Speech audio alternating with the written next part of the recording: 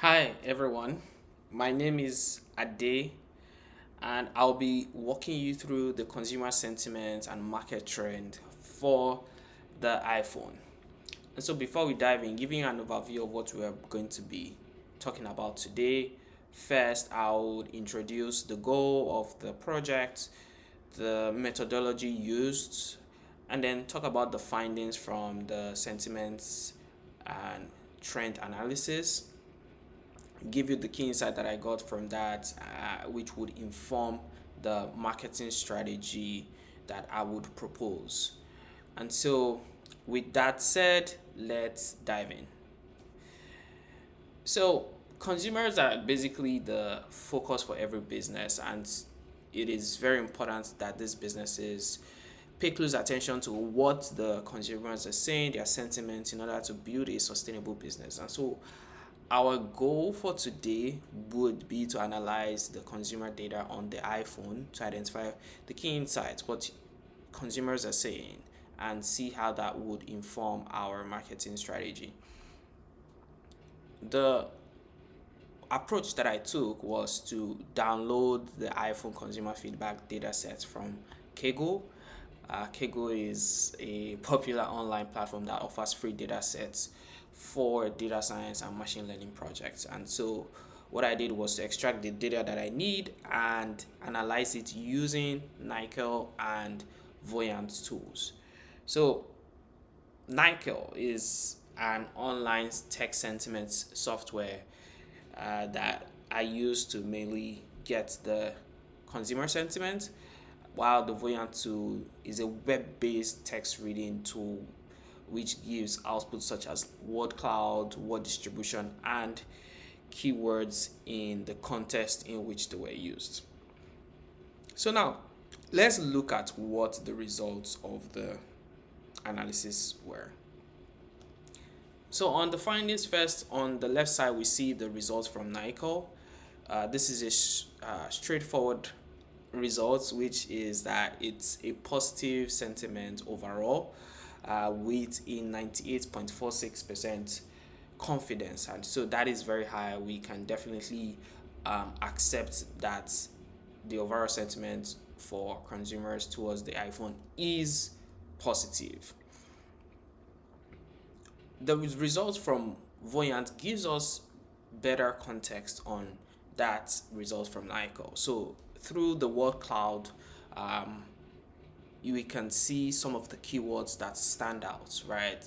Of course, it's the camera, the product, the quality, the display, the screen, the performance, battery, and so on and so forth. We also can see the Android, and I would say that is because the Android close competitor with the iPhone, and so I would assume those are cases where consumers were comparing the product. But with that said, it's also good to understand the context in which these words were used. So let me show you the results from Voyant. So typically you just upload this and um, it's able to quickly analyze all of that. Let me refresh because of the error. Okay. Give me one moment to look through.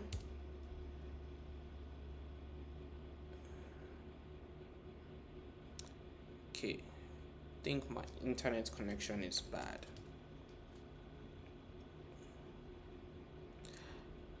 All right, we can come back to this Voyant results, but in context, we can see some of this key features of the iPhone. We can see camera, we can see battery, we can see quality, the screen, the performance, and so on and so forth. And we can also see some qualifying words like good, great, you like, the best, and so on and so forth. So that aligns with the overall sentiment, which is positive um, for the consumers.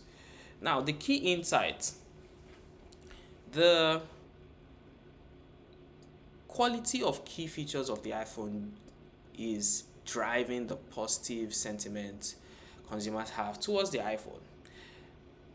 I did some further research. I wanted to understand what were the key factors that were driving the decisions for buying a phone. And so through this Statista um, reports, I was able to see the top, this one, six or five features that are very important to the consumers. You can see the battery life is one of it.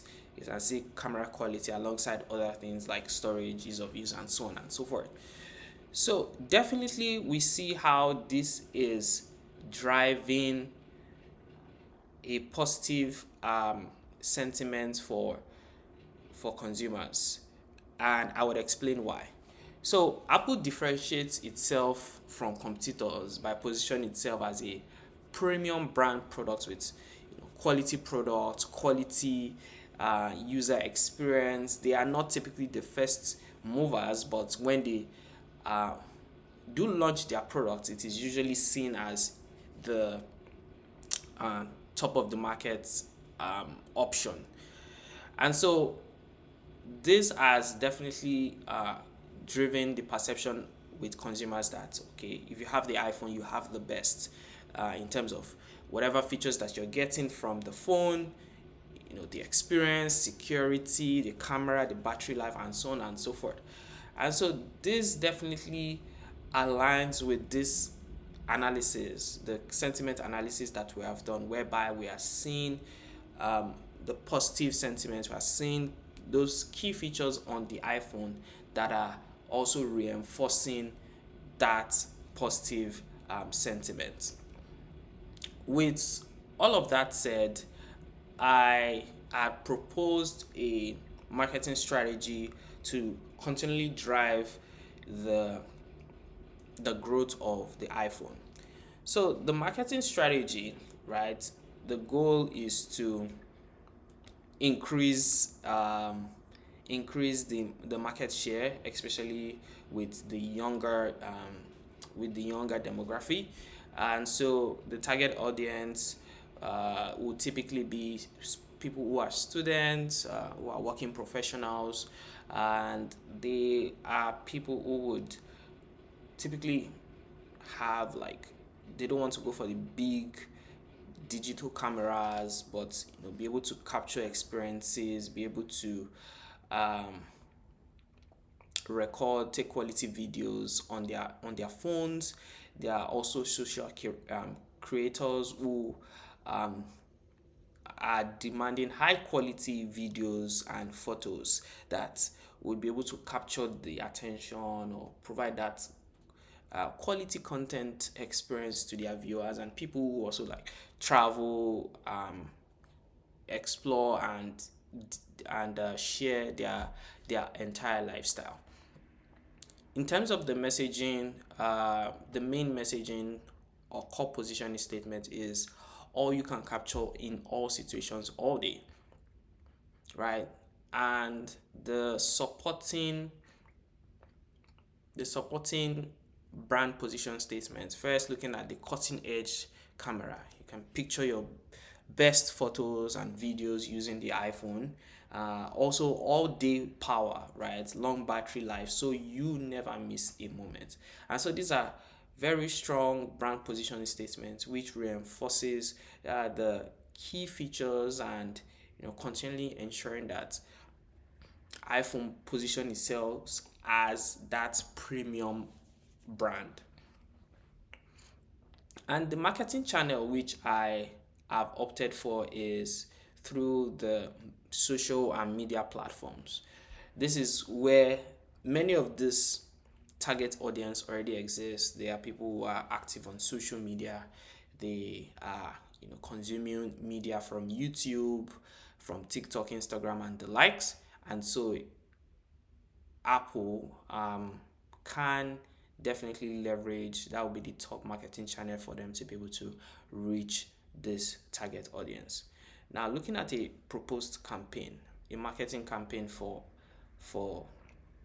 Apple, we're looking to drive the engagement of the consumers, also see how to increase the usage or increase the visibility of the different use cases of the iPhone camera. And so the marketing campaign is called the Behind the Camera.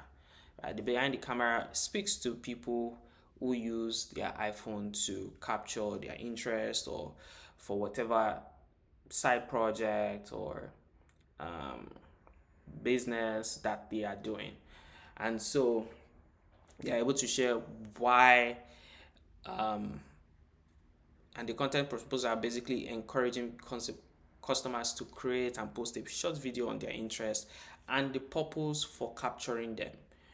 And so it's able to create this emotional association with the product, see how the product ties into their daily lifestyle, and basically also capture the attention of people who are still on the fence concerning the product, or who are already there, and just see how they can connect with the community. And in that way, consumers can continually be, I'll say, advocates of the product.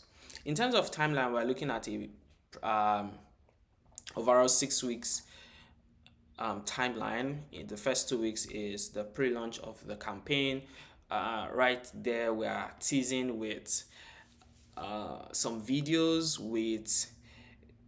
with top mobile photographers. We are able to show their behind the camera story as well, and see how we can start to increase the momentum, increase awareness of the campaign. And for a 4 week period, we are also running this campaign where the plan is to work with influencers as well to get people talking, get people to, you know, share their story and be able to engage. Another initiative is to set up booths at the retail stores to for us to have people, in the case, come into to the retail store, be able to use that booth to capture their behind the camera story as well. And in turn, there is also additional experience that they can get when they go into the retail store. They can try on different products in within the Apple ecosystem, not just the iPhone itself, maybe the watch, the VR headset, and so on and so forth. In terms of tracking the progress of the campaign, it will definitely be monitoring the overall sentiment on social media platforms. You can use social listening platforms like Brandwatch, and from there we're able to understand if it's positive, negative, or neutral. Whichever way it is, we're able to take the next step concerning either, you know, keeping the campaign, or maybe pivoting it, or making changes to ensure that we are having positive sentiments from the consumers.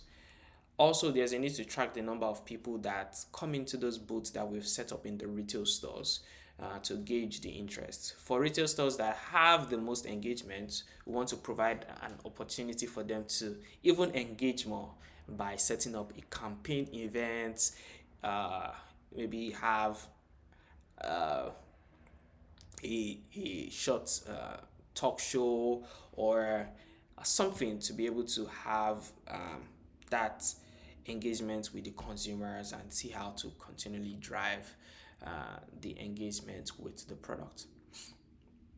Finally, I recommend that Apple should maintain its brand position as that premium product.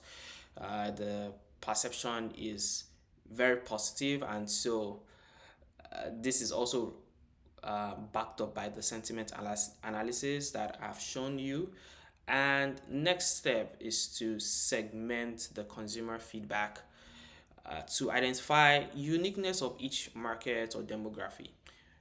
This could be very helpful in terms of solving very unique problems within each market. For example, in the say African regions where the iPhone is seen as um, much more expensive compared to alternatives like Android, the iPhone can customize, make the say cheaper um, the cheaper version of their iPhone, a new line which is cheaper basically, and which can serve those markets. And so they are able to continually um, even gain or maintain their market share, be able to stay ahead of competitors, and so on. Let me quickly take you back to the Voyant tool and see if that is fine. Yes, that is good now. And we can see the results, and I can quickly walk you through some of the context in which it was used. So you can see from the word cloud, the keywords there, we can see what the links are. The links see how the words which some of those keywords were connected to. Let me increase this, and we can see, for example, the camera, it's linked to good quality, it's linked to um, those qualifying words. And so good is qualifying camera, is qualifying battery, is qualifying the iPhone itself. So that's to show that the overall sentiment is generally positive based on the qualifying word that is used with those keywords on the word cloud. Let me look at some of the contexts in which um, these words were used. For example, I'm looking at camera. So for camera, we can see in low light, camera is really good. Good captures true, good captures true colors. Front camera is really good, right? 100% with within 2 hours, perfect camera, and I love that. So from here we can see how the camera was used in the sentence that we are looking at. Display was too good, camera quality is amazing. So on and on we can see and better understand some of this context, and helps us dive deeper into the top words that occurred the most. So thank you again for listening. I hope that this has been informative and helpful. And let me know if you have any questions. And thank you.